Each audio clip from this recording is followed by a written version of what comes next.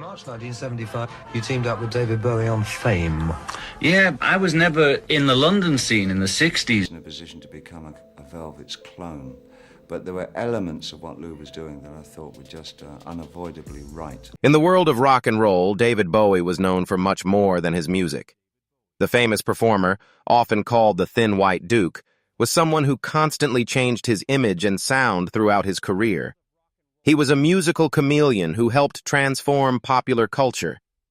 But behind all the makeup and different personas, Bowie was also a perfectionist who had very strong opinions about other musicians. Bowie didn't just dislike certain artists. He reportedly had deep hatred for what some of them represented in the music industry. These weren't just small disagreements about music. They were serious feuds that lasted for years and affected the music world. From former friends who he felt betrayed him to pop stars he thought were copying his style, Bowie's list of enemies included some very famous names. The feud with Mick Jagger. One of the most surprising rivalries was between David Bowie and Mick Jagger, the lead singer of the Rolling Stones. What made this feud so shocking was that these two men had once been very close friends. They had partied together, shared creative ideas, and even lived in each other's homes during the 1970s when glam rock was popular. The friendship began to fall apart in the mid-1980s when they worked together on a song called Dancing in the Street for Live Aid. According to music journalists, Bowie found it very difficult to work with Jagger during this project. People who were there said that Bowie walked off the set several times because he was frustrated with Jagger's behavior. One music journalist reported that Bowie told studio workers that working with Jagger was like trying to direct a peacock who thinks he invented preening. Bowie apparently became annoyed with what he saw as Jagger's huge ego. People at the video shoot said Bowie complained that Jagger thought every camera should be pointing at him. The final break between them reportedly came in 1987 when Jagger made dismissive comments about Bowie's acting career in an interview. Bowie never responded publicly, but friends said he never spoke to Jagger again. He apparently called Jagger a glorified backup dancer who forgot he was in a band. This was particularly hurtful because these weren't just two rock stars fighting. They were former best friends whose relationship had completely broken down. The problem with Phil Collins. Phil Collins, the former drummer of Genesis who became a hugely successful solo artist, represented everything that Bowie reportedly hated about 1980s music. The rivalry began in 1984 when Collins was dominating the music charts with his accessible pop songs, while Bowie was trying to create more challenging and experimental music. According to music journalists, Bowie told record company executives at a dinner party that Phil represented the death of real artistry. He apparently said that Collins had turned music into emotional fast food for people who didn't want to think. What really bothered Bowie wasn't just that Collins was successful, but what this success meant for the future of music. While Bowie had spent his entire career trying to push boundaries and challenge his audiences, Collins was becoming incredibly popular with what Bowie called divorce music for middle managers. These were overly sentimental songs that prioritized mass appeal over artistic innovation. Bowie felt that Collins was turning authentic musical expression into calculated emotional manipulation designed purely to get radio play. The tension between them reportedly reached its highest point during the 1985 Live Aid concerts where both artists performed. People who were there said that Bowie was visibly irritated when Collins received a standing ovation for his song Against All Odds. Bowie allegedly muttered to his band that the audience was applauding their own mediocrity.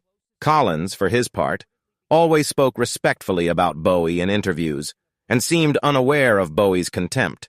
But for Bowie, Collins represented the commercialization of everything he considered sacred about rock music. The Madonna controversy, perhaps one of the most explosive clashes, was between David Bowie and Madonna. The self-proclaimed queen of pop reportedly drove Bowie to absolute fury with what he saw as her shameless copying of his reinvention techniques and her manufactured approach to creating an artistic persona.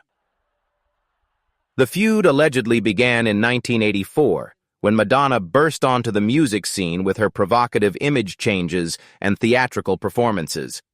According to music critics, Bowie told friends at a New York art gallery opening that Madonna thought reinvention simply meant changing costumes. He apparently said she had confused marketing with artistry, and the critics were too blind to see the difference.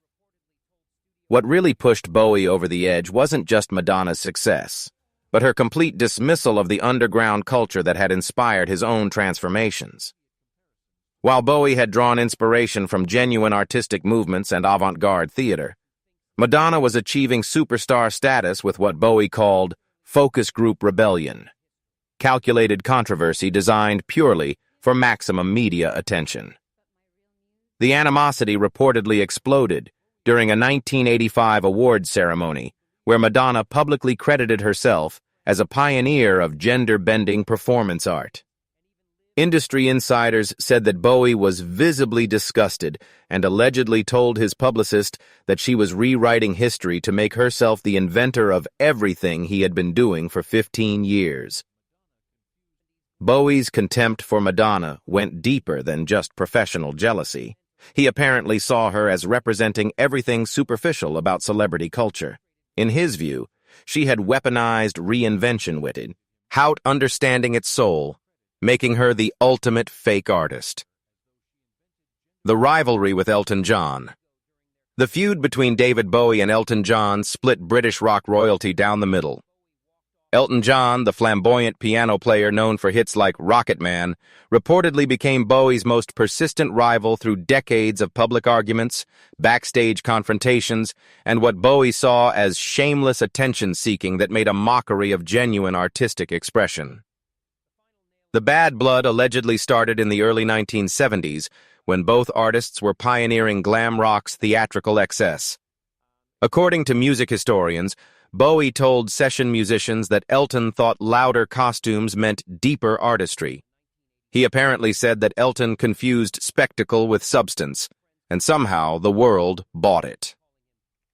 What made this rivalry particularly bitter was their competing claims to glam rock authenticity.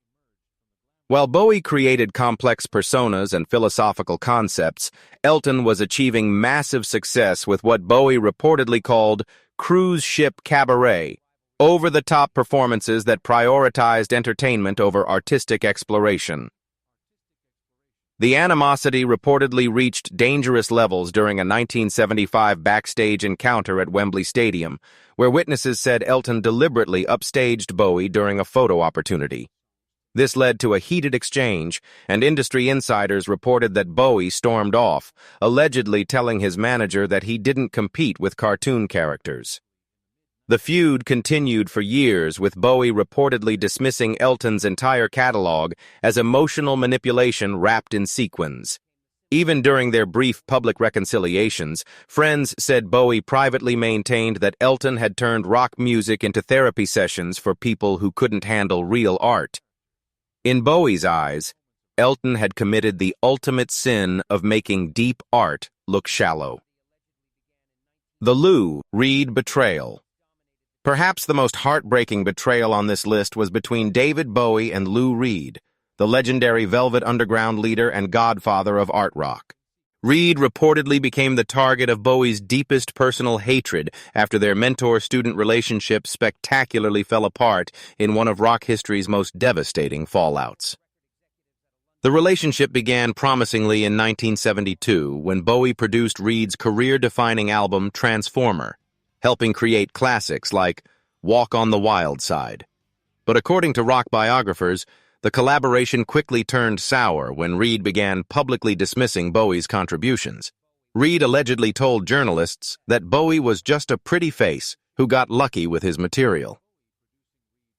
What truly ignited Bowie's fury was Reed's complete lack of gratitude for the career resurrection. While Bowie had rescued Reed from commercial obscurity and given him his biggest hits, Reed reportedly began claiming full credit for the album's success. Industry witnesses said Bowie felt utterly betrayed and allegedly told friends that he had pulled Lou from the gutter and Lou repaid him by trying to push him into it. The animosity reached toxic levels during a 1973 recording session where Reed allegedly walked out mid-song, telling studio engineers that he didn't need some glam rock puppet telling him how to make real music. Bowie reportedly never forgave this insult and later described Reed as an ungrateful addict who mistook cynicism for depth. For Bowie, Reed represented the ultimate artistic betrayal, a hero who revealed himself to be everything Bowie despised about rock's self-destructive mythology, turning genuine collaboration into bitter warfare. The John Lennon disappointment. Taking the top spot as Bowie's most despised rival was John Lennon, the legendary Beatles songwriter and peace activist. This revelation redefines how we might see rock history. Lennon allegedly became Bowie's most hated opponent through a combination of philosophical disagreements, artistic dismissal, and what Bowie saw as hypocritical preaching that lasted until Lennon's tragic death in 1980. The feud's roots allegedly traced back to the mid-1970s, when both artists were experimenting with avant-garde music and radical personas. According to music journalists, Bowie told studio musicians during his Young Americans sessions that John thought singing about peace made him profound. He apparently said that Lennon had turned into a greeting card philosopher who had forgotten how to write actual songs. What truly infuriated Bowie was Lennon's dismissive attitude toward Bowie's theatrical approach to music. In documented interviews, Lennon publicly criticized glam rock as posturing nonsense, comments that industry insiders say cut Bowie deeply. Bowie reportedly responded by calling Lennon a washed-up revolutionary who had replaced musical innovation with political slogans. The animosity reportedly exploded during a 1975 New York recording session where both artists were present. Witnesses said Lennon made mocking comments about Bowie's thin white Duke persona, leading Bowie to allegedly snap back that at least he didn't pretend his privileged whining was going to save the world. Even after Lennon's death, friends said Bowie couldn't let go of the resentment. He privately maintained that Lennon had abandoned artistic greatness for amateur philosophy. In Bowie's view, the Beatle had committed the ultimate sin of trading musical genius for moral superiority, making him Bowie's greatest disappointment. Conclusion. These 6 rivalries show a different side of David Bowie, not just the innovative artist we remember, but also someone with very strong opinions about what music should be. Whether these feuds were based on real artistic differences or personal conflicts, they reveal how seriously Bowie took his craft and how much he valued authenticity over commercial success. These relationships shaped not just Bowie's career but decades of music history itself.